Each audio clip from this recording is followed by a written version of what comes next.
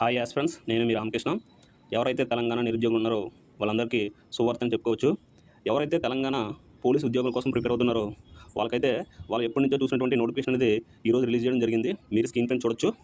Telangana police recruitment అని చెప్పి 2026 అని చెప్పి మొత్తం టోటల్ వేకెన్సీ చూసుకున్నట్లయితే 7,437 ఈ యొక్క వేకెన్సీస్ అనేది నోటిఫికేషన్ అనేది రిలీజ్ చేయడం జరిగింది. ఈ యొక్క పోస్టులతోటి మొత్తం 4 నోటిఫికేషన్ అనేది రిలీజ్ అవ్వడం జరిగింది. మొత్తం 7,437 పోస్టులు కలిపి 4 నోటిఫికేషన్ అనేది రిలీజ్ అవ్వడం జరిగింది. ఒకసారి ఆ నోటిఫికేషన్ రేట్ అనేది ఒకసారి మనం చూసుకోవచ్చు. స్క్రీన్ పైన ఉంది.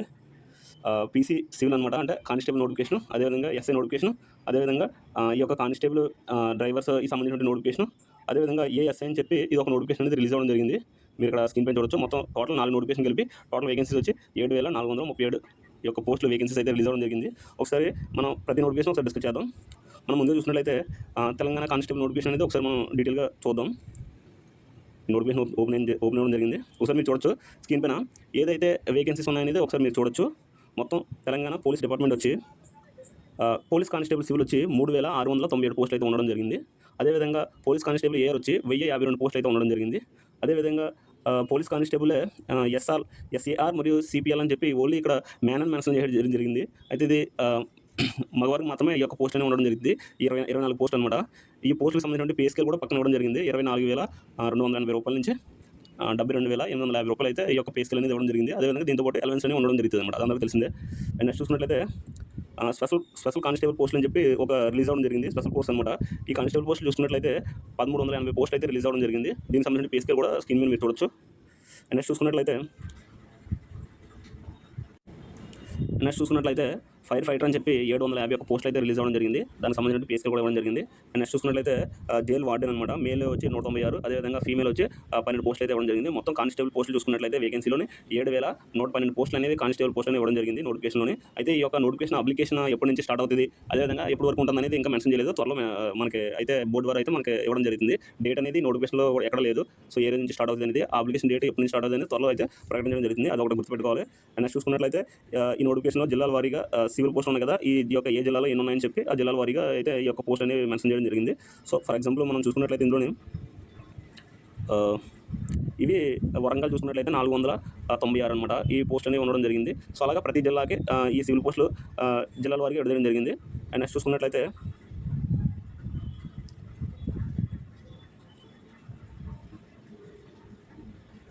ఇంకా ఏఆర్ కానిస్టేబుల్ పోస్ట్ ఉంది కదా, ఏఆర్ కానిస్టేబుల్ పోస్ట్ కూడా జిల్లాల వారీగా విడదీయడం జరిగింది. సో మీరు చూడొచ్చు. సో నేను మొత్తం నోటిఫికేషన్ అంతా ఎక్స్ప్లెయిన్ చేయలేదు. ఇందులో మెయిన్ పాయింట్స్ ఏవైతే ఉన్నాయో అది మాత్రమే ఎక్స్ప్లెయిన్ చేసుకుని వెళ్ళిపోతున్నాను.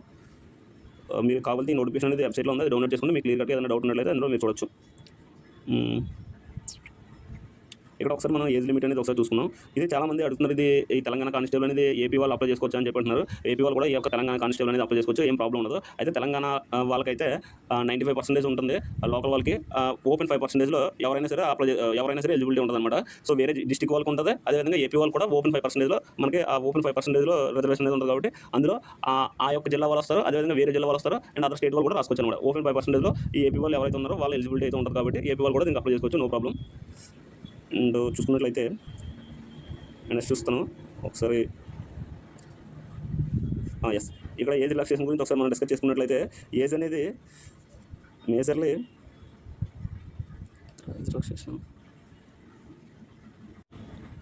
ఒకసారి ఏజ్ రిలాక్సేషన్ చూసుకున్నట్లయితే ఈ కానిస్టేబుల్ పోస్ట్ వచ్చి 18 ఇయర్స్ నుంచి 22 ఇయర్స్ వరకు అయితే ఈ యొక్క ఏజ్ అనేది ఇవ్వడం జరిగింది. అయితే జీవో నెంబర్ 87 ప్రకారం ఒక 5 ఇయర్స్ అనేది ఏజ్ అనేది పెంచడం జరిగింది. అంటే 18 నుంచి 27 వరకు అయితే ఉంటుందన్నమాట. ఓపెన్ క్యాండిడేట్స్ ఎవరైతే ఉన్నారో జనరల్ క్యాండిడేట్స్కి 18 నుంచి 27 వరకు అయితే ఈ యొక్క ఏజ్ అనేది ఉంటుంది. వాళ్ళైతే అక్కడ డేట్ మెన్షన్ చేశారు, ఆ డేట్కి 27కే ఉండాలి, ఇంకా దాటితే అది అవ్వదన్నమాట.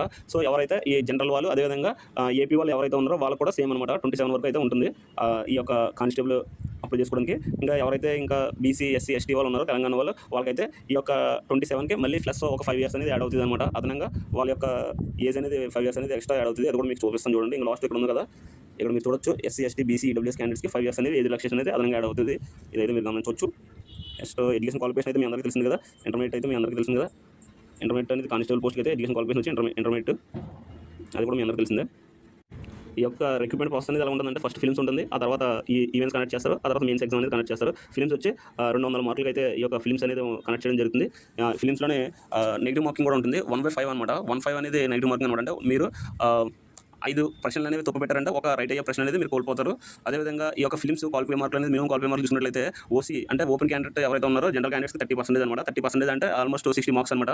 ఈడబ్ల్యూఎస్ క్యాండిడేట్స్ అదేవిధంగా బీసీ క్యాండిడేట్స్‌కి 20% అని చెప్పి ఈడబ్ల్యూఎస్ క్యాండిడేట్స్‌కి అయితే 25% ఇవ్వడం జరిగింది. అండ్ బీసీ క్యాండిడేట్స్‌కి అయితే 20% ఇవ్వడం జరిగింది. ఒకసారి ఆగండి. ఒకసారి క్లియర్‌గా చెప్తాను చూడండి. 30% ఆఫ్ ఓసీ అనమాట జనరల్ క్యాండిడేట్స్ అదేవిధంగా ఇంక్లూడింగ్ ఈడబ్ల్యూఎస్ అని చెప్పడం జరిగింది. అది ఈడబ్ల్యూఎస్‌కి ఓసీకి కూడా 30% ఉంటుంది. అంటే 60 మార్కులు అయితే రావాలి ఫిలిమ్స్‌లోనే. అదేవిధంగా 25% అంటే బీసీ అనమాట. బీసీలు ఎవరైతే ఉన్నారో వాళ్ళకి 25% మార్క్స్ అనేవి రావాలన్నమాట. 200 25% మార్క్స్ అనేవి రావడం జరిగింది. అదేవిధంగా ఎస్సీ ఎస్టీలు ఉన్నారు కదా వాళ్ళకైతే 20% అనమాట. 20% అంటే 40 మార్క్స్ అనమాట. 25% అంటే 50 మార్క్స్, 60% అంటే 30% అంటే 60 మార్క్స్ అనమాట. సో ఇది ఈ యొక్క ఫిలిమ్స్ క్వాలిఫైయింగ్ మార్క్స్ అనమాట. ఆ తర్వాత ఈవెంట్ కండక్ట్ చేస్తారు. ఈవెంట్ తర్వాత మెయిన్స్ అనేవి కండక్ట్ చేయడం జరుగుతుంది అనమాట. సో ఈవెంట్ చూసుకున్నట్లయితే మేల్కి వచ్చి 600 ఉంటుంది, ఫీమేల్కి వచ్చి 800 ఉంటుందన్నమాట. అది కూడా ఇవ్వడం జరిగింది మీకు. ఒకసారి చూసుకున్నట్లయితే అదేవిధంగా ఈ ఈవెంట్స్ 600 మాత్రమే మార్క్స్ అనేవి కనెక్ట్ చేస్తారు. మిగిలిన క్వాలిఫైయింగ్ అనమాట. క్వాలిఫైయింగ్లోనే మిగిలిన 2 టెస్టులు అయితే పెడతారు. అది లాంగ్ జంప్ ఒకటి, అదేవిధంగా షార్ట్ పుట్ ఒకటి అనమాట. షార్ట్ పుట్ లాంగ్ జంప్కి జస్ట్ క్వాలిఫై అయితే సరిపోతుంది అనమాట. లాంగ్ జంప్ వచ్చి జనరల్ అంటే మాకు అందరికి కలిపి 4 మీటర్లు అయితే ఖచ్చితంగా దూకాలన్నమాట. లాంగ్ జంప్ వచ్చి అది ఎక్సైజ్ మెన్ ఎవరైతే ఉన్నారో వాళ్ళకైతే 3.50 మీటర్స్ అని చెప్పి ఇవ్వడం జరిగింది. షార్ట్ పుట్ చూసుకున్నట్లయితే మేల్ క్యాండిడేట్స్ ఎవరైతే ఉన్నారో వాళ్ళకి 6 మీటర్లు అనమాట. ఎక్సర్వీస్ క్యాండిడేట్స్ కూడా 6 మీటర్లు ఇవ్వడం జరిగింది. షార్ట్ పుట్ వచ్చి వెయిట్ వచ్చి 7.26 కేజీస్ ఉంటుందని చెప్పి మెన్షన్ చేయడం జరిగింది. అదే ఉమెన్కి షార్ట్ పుట్ చూసుకున్నట్లయితే 4 కేజీస్ అయితే ఉండడం జరిగింది. ఉమెన్ వచ్చి 4 మీటర్లు అయితే ఈ యొక్క షార్ట్ పుట్ అనేది వేయడం జరుగుతుంది. ఉమెన్కి లాంగ్ జంప్ చూసుకున్నట్లయితే 2.50 మీటర్స్ అనేది ఇవ్వడం జరిగింది అనమాట. మీరు చూడొచ్చు. ఇది ఓన్లీ క్వాలిఫైయింగ్ అనమాట. క్వాలిఫైయింగ్ మాత్రమే, వీళ్ళకి ఎటువంటి మార్కులు ఉండదు. మార్క్స్ అంతా ఉండేదంతా ఇక్కడ మీకు 600 ఉంది కదా, 600కి మాత్రమే ఈ యొక్క మార్క్స్ అనేవి రావడం జరిగింది. అది కూడా మీకు లాస్ట్లో ఎన్ని మార్కులు చేస్తే ఎన్ని మార్కులు వస్తాయని కూడా నేను ఎక్స్ప్లెయిన్ చేస్తాను చూడండి. అండ్ ఫైనల్ రిటన్ ఎగ్జామ్ చూసుకున్నట్లయితే యాజ్ యూజువల్ 200 మార్క్స్ అయితే ఉండడం జరిగింది. అదే ఇప్పుడు మీకు ఈవెంట్స్ అనమాట. ఏఆర్ కానిస్టేబుల్ లేదంటే ఏఆర్ లాంటివి కానిస్టేబుల్కి అయితే నీకు రిటన్ ఎగ్జామ్స్ అనేవి 200 మార్క్స్ అనేవి 100 కింద రావడం జరుగుతుంది. అది మీ అందరికీ తెలిసి ఉంటుంది. నెక్స్ట్ చూసుకున్నట్లయితే ఇప్పుడు చెప్పాను కదా మీకు 95% అనేది లోకల్ క్యాండిడేట్స్ వేకెన్సీస్ ఫిల్ చేయడం జరుగుతుంది. 5% అనేది లోకల్ క్యాండిడేట్స్ టాప్లో వస్తే వాళ్ళకి ఇస్తారు, లేదంటే అదర్ డిస్ట్రిక్ట్ వాళ్ళకి లేదంటే అదర్ స్టేట్ వాళ్ళు కూడా ఇవ్వడం జరుగుతుంది అనమాట. అంటే అదర్ స్టేట్ అంటే ఏపీ వాళ్ళకి అనమాట. నెక్స్ట్ మీకు లోకల్ క్యాండిడేట్ అయి ఉండాలంటే మీరు ఫస్ట్ క్లాస్ నుంచి 7th క్లాస్ వరకు రెసిడెన్సీ సర్టిఫికేట్ అనేది మీకు ఉండడం కంపల్సరీగా ఉంటుంది. రెసిడెన్సీ సర్టిఫికేట్ ఉంటే మీరు ఏ డిస్ట్రిక్ట్ అయితే మీకు లోకల్ రెసిడెన్సీ సర్టిఫికేట్ ఉంటుందో మీరు అదే డిస్ట్రిక్ట్ చెందుతారు అనమాట. ఇది తెలంగాణ క్యాండిడేట్స్కి సంబంధించి ఇన్ఫర్మేషన్ అనమాట. సో నెక్స్ట్ చూసుకున్నట్లయితే ఇక్కడ ఒకసారి చూడండి మీరు, ఇది ఇంపార్టెంట్. 600 ఎవరైతే రన్నింగ్ మేల్ క్యాండిడేట్స్ ఉన్నారో వాళ్ళకైతే మార్క్స్ అనేవి ఉండడం జరుగుతుందని చెప్తున్నారు. ఓన్లీ 600 4 నిమిషాల 15 సెకండ్ లోపు వేసినట్లయితే 100కి 100 మార్కులు వస్తుంది. అదే ఫీమేల్ 800 ఉంటుంది. ఫీమేల్కి వాళ్ళకి 3 నిమిషాల 5 సెకండ్లు వేసినట్లయితే 100కి 100 మార్కులు వస్తుంది అనమాట. సో ఇవి మీరు కావాల్సిన స్క్రీన్ షాట్ కూడా తీసుకోవచ్చు. ఇవి యొక్క 600 యొక్క మార్క్స్ అనమాట. అయితే మినిమం క్వాలిఫై మార్క్స్ కూడా మినిమం 600 అనేది 7-15 లోపు అయితే వేయాలన్నమాట ఖచ్చితంగానే, లేదంటే డిస్క్వాలిఫై అవుతుంది. అదే 800 ఫీమేల్ చూసుకున్నట్లయితే 5-20 లోపు అయితే వేయాలని చెప్పి వాళ్ళైతే మెన్షన్ చేయడం జరిగింది. అంటే ఎక్సర్విస్మెన్కి అదనంగా ఉండొచ్చామో మేబీ టైం అనేది. ఇంకా సిలబస్ అంటే సేమ్ అనమాట, అందరికీ తెలిసిందే. English, arithmetic, general science, Indian history, India culture, national movement, అదేవిధంగా geography, Indian geography, polity and economy, current events, national and international important and reasoning ఉంటుంది, మెంటల్ ఎబిలిటీ ఉంటుంది. అదే స్టేట్ ఆఫ్ తెలంగాణ సంబంధించిన మూవ్మెంట్స్ అయితే ఏమైతే ఉన్నాయో అవి కూడా ఉండడం జరుగుతుంది అనమాట. సో ఇక్కడ మీరు ఒకసారి చూడొచ్చు. క్వశ్చన్ పేపర్ అనేది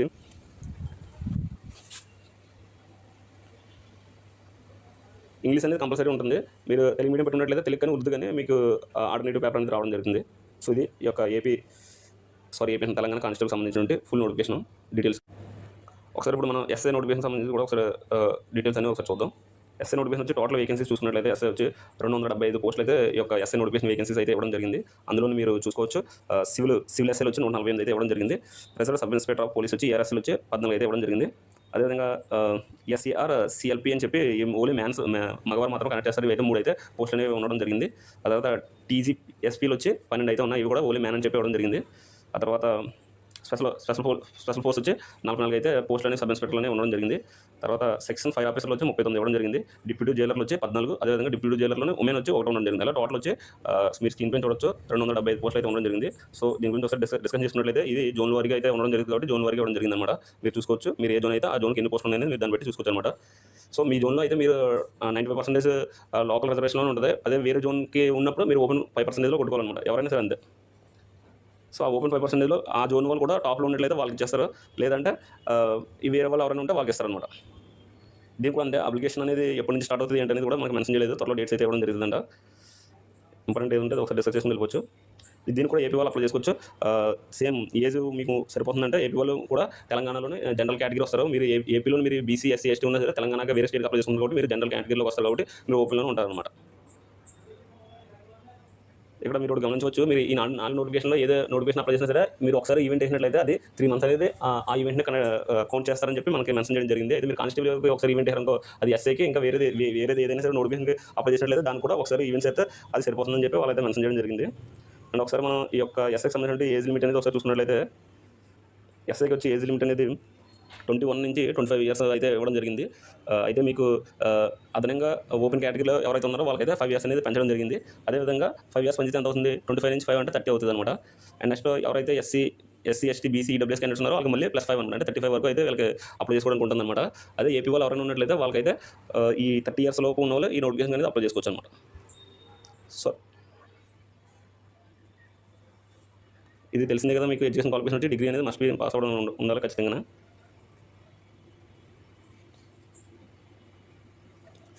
ఫిలిమ్స్ ఏదైతే ఉందో ప్రిలిమినరీ రిటన్ ఎగ్జామ్ అనేది చూసుకున్నట్లయితే నీకు 200 మార్క్స్ అనేది కండక్ట్ చేయడం జరుగుతుంది. ఎస్ఐకి వచ్చి 200 మార్క్స్ కండక్ట్ చేస్తారు. అక్కడ ఇవ్వడం జరిగింది. Arithmetic and reasoning, mental ability వచ్చి 100 క్వశ్చన్స్ ఉంటాయి. అదేవిధంగా జనరల్ సైన్స్ వచ్చి 100 క్వశ్చన్స్ ఉంటాయి అనమాట. ఈ రెండు ఆబ్జెక్టివ్ టైప్లోనే ఇవ్వడం జరిగింది. 200 మార్క్స్ అయితే ఉండడం జరిగింది. సేమ్ ఇది కూడా సేమ్ కానిస్టేబుల్ లాగా 30% అనేది ఓసీలు, అదేవిధంగా ఈడబ్ల్యూఎస్ కూడా సేమ్ అందులో ఇంక్లూడ్ అయ్యి ఉంటుంది. కాబట్టి ఈ ఈడబ్ల్యూఎస్ ఓసీ మరియు 30%, 25% బీసీ, 20% ఎస్సీ ఎస్టీలకి అండ్ ఎక్స్ సర్వీస్మెన్ అని చెప్పి ఇవ్వడం జరిగింది అనమాట.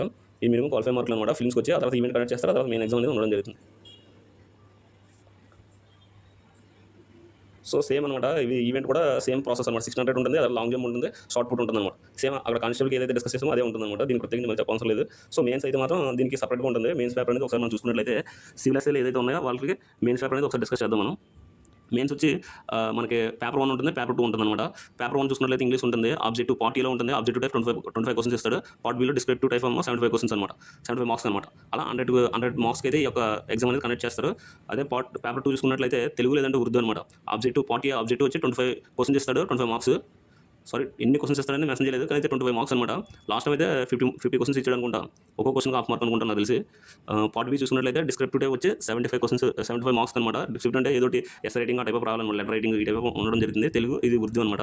నెక్స్ట్ చూసుకున్నట్లయితే పేపర్ 3 వచ్చి అథమెటిక్ అండ్ రీజనింగ్ చూసుకున్నట్లయితే 200 మార్క్స్ అనమాట. అండ్ నెక్స్ట్ చూసుకున్నట్లయితే జనరల్ స్టడీస్ పేపర్ అనమాట. 200 క్వశ్చన్స్ ఉంటాయి, 200 మార్క్స్ అనమాట. ఇది కూడా అథమెటిక్ రీజనింగ్ కూడా అంతే, 200 క్వశ్చన్స్ ఉంటాయి, 200 మార్క్స్ అనమాట.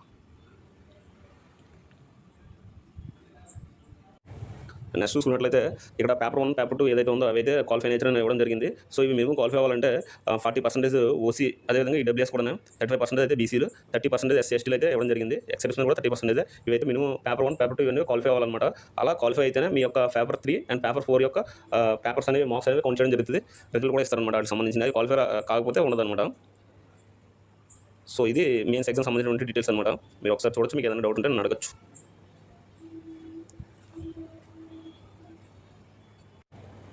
నెక్స్ట్ చూసుకున్నట్లయితే ఈ యొక్క పీసీ మెకానిక్స్ అండ్ డ్రైవర్స్ అని చెప్పి ఇలా యొక్క నోటిఫికేషన్ అనేది రావడం జరిగింది. అది కూడా ఒకసారి మనం చూసుకుంటే టోటల్ ఇది 27 పోస్టులు మాత్రమే ఇవ్వడం జరిగింది. సో అందులోనే ఇందులో చూసుకున్నట్లయితే మెకానిక్స్ వచ్చి 7 పోస్టులు అనమాట, మేల్ క్యాండిడేట్స్. అదేవిధంగా కానిస్టేబుల్ డ్రైవర్స్ వచ్చి 20 పోస్టులు అనమాట. అలా 27 పోస్టులు ఉన్నాయని చెప్పి టోటల్ అయితే ఇవ్వడం జరిగింది. సో మనం ఇక్కడ గమనించవచ్చు.